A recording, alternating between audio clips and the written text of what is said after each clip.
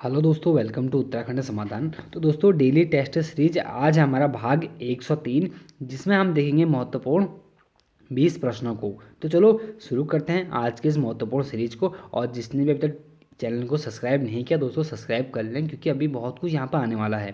क्योंकि जब तक हमारा वीडियो एग्जाम नहीं होता तब तक यह सीरीज हमारी चलती रहेगी। तो चलो शुरू करते हैं आज के 20 महत्वपूर्ण प्रश्नों को। पहला प्रश्न है कि आर्यभट्ट प्रेक्षण विज्ञान शोध संस्थान कहाँ स्थित है। तो दोस्तों, हम इसको जानते हैं एरिज के नाम से। एरिज के नाम जानते हैं इसको। तो बात करते हैं कि हमारा यह है दोस्तों कहाँ पर, हमारे नैनीताल में।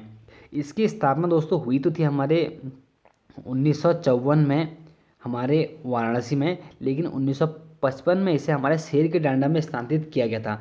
लेकिन शेर के डांडा से भी इसको हम 1961 में कहाँ पर, मनोरा पीक में इसको देखने को मिलता हमें। मतलब 1961 में इसको मनोरा पीक पर स्थानांतरित कर दिया गया था। दूसरा प्रश्न है कि गढ़वाल को प्राकृतिक भाषा के रूप में किसने माना है।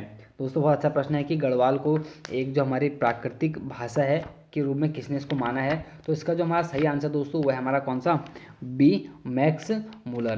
क्योंकि दोस्तों मैक्स मूलर की हमारी प्रसिद्ध रचना है। आपको रचना का नाम बताता हूँ मैं। एक उसका नाम है हमारी साइंस ऑफ द लैंग्वेज। पूछा गया है कि साइंस ऑफ द लैंग्वेज किसकी रचना है, तो ध्यान देना हमारी मैक्स मूलर की है। और बात आती है दोस्तों इसी में इन्होंने बोला है कि गढ़वाली को प्राकृतिक भाषा का एक रूप।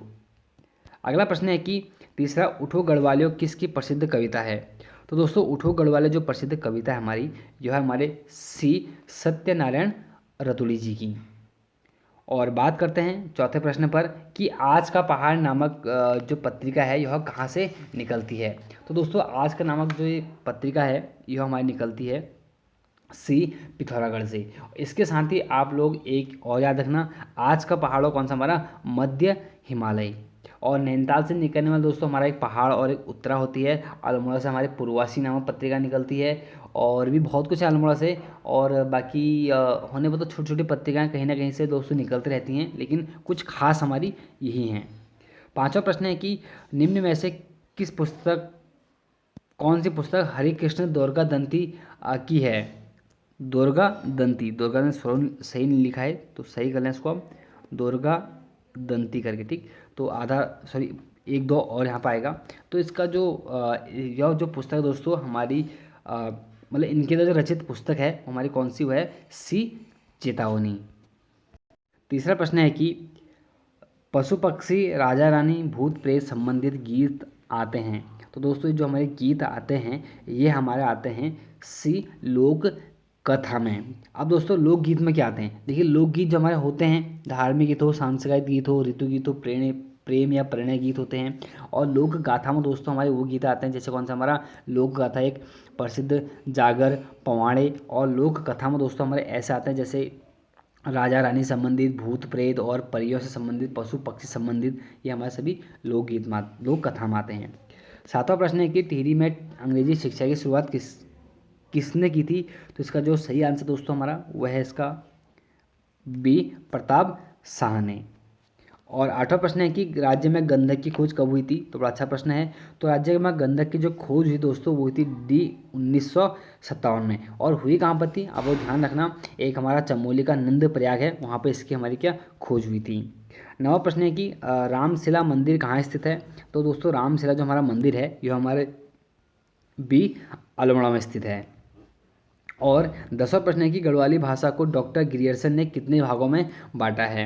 तो इसका जो सही आंसर दोस्तों हमारा वह है सी, 8 भागों में।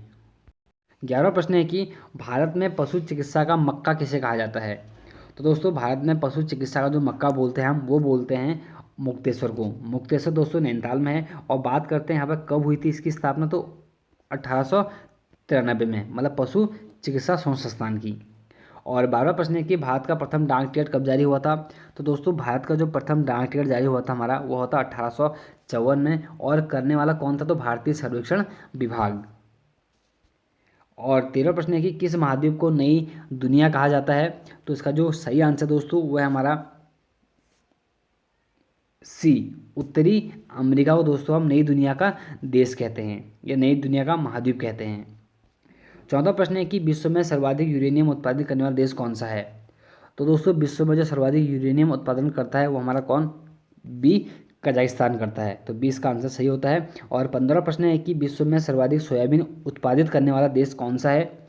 तो इसका जो हमारा सही आंसर दोस्तों वो है हमारा डी, अमेरिका। 16वां प्रश्न है कि भाषा शब्द संस्कृत के किस धातु से बना है। तो इसका जो सही आंसर दोस्तों हमारा भाषा शब्द बना हुआ है संस्कृत के भास धातु से। और 17वां प्रश्न है कि इनमें से कौन सा भाववाचक संज्ञा है। तो दोस्तों जो भाववाचक संज्ञा है इनमें से हमारी वह है कौन सा, सी, बचपन। और 18वां प्रश्न है कि निजवाचक सर्वनाम का प्रयोग किस वाक्य में हुआ है। तो दोस्तों निजवाचक सर्वनाम का जो हमारा प्रयोग हुआ दोस्तों वह निजी मतलब किसके लिए, आप भला तो जग भला। डी इसका आंसर सही होगा। और 19वां प्रश्न है कि शिव का विशेषण क्या है। तो दोस्तों शिव का जो हमारा विशेषण है हमारा वह है दोस्तों सी, शैव।